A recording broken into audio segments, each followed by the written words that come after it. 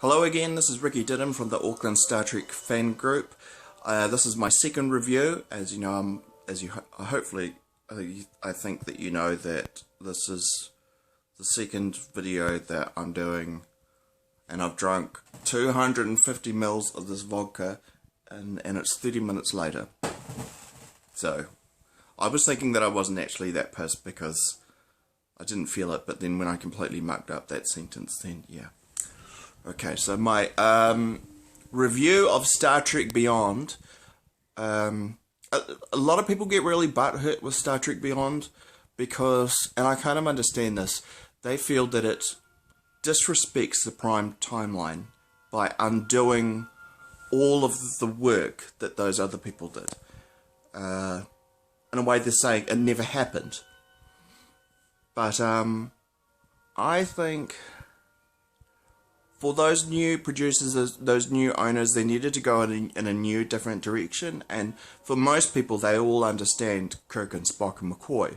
The other ones, not so much. I mean, I don't understand why, but so they threw a whole lot of money at it. And I think people were worried that the emphasis would be on special effects instead of the storytelling. And when they went to the movie theatre, they saw this, wow, these special effects, there's explosions, there's everything, and they're going, did the other guys, you know, when they did like the Next Generation, the Deep Space Nine and Voyager and all of that, were they showing restraint by not having a battle episode, you know, every second episode, or you know, a battle, you know, heavy battle orientated movie, every movie? Or is it just the fact that they didn't have money to be able to pay for all of the battles?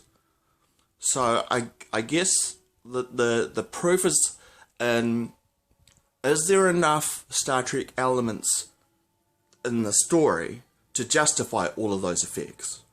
And I think there was in Star Trek Beyond. There was this whole idea of the unity and the diversity of all of the cultures and being able to come together in peace. And that's what, you know, Captain Kirk was sort of fighting for, going, yes, there is strength in unity. And then there was that bad guy, I can't remember what his name was, who, whenever we would talk, dribble would just come flying out, which was funny. Krall, that's it. And he was going, no, you know, unity is what divides us, or something like that, which kind of seemed, you know, along the lines of Brexit, and I don't know if Donald Trump was a big issue back then, but it's certainly an issue now. You know, this whole hate other races and hate anyone who's different than yourself, you know. So it's very relevant now. But Star Trek was always very issue-based. Well, not always. There were some really good issue-based episodes in the original series, like A Private Little War, and some other ones, but I get off track.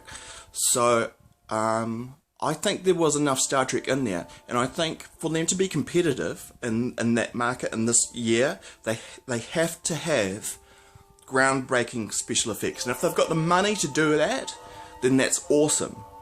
And we've seen in the past, when they do have the money, they go to town. So Trekkers, you can't really say it's you know, it's all just special effects and no story and stuff like that, because in the past we've had Star Trek the Motion Picture, which was all special effects. Do you know what I mean? So but I think there was enough Star Trek in there, and we all came out of the movie theatre as a group, as the Auckland Star Trek group, very satisfied. My only complaint, though, was that there was, in the trailers that I watched, I could pretty much tell what the story was going to be before I'd seen the movie. So from now on, I'm never ever going to watch trailers again, because I don't want that to happen again. So there we go.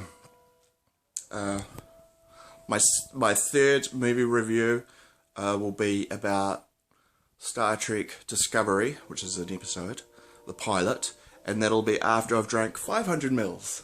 So guess what? My sentence structure is gonna be fucked.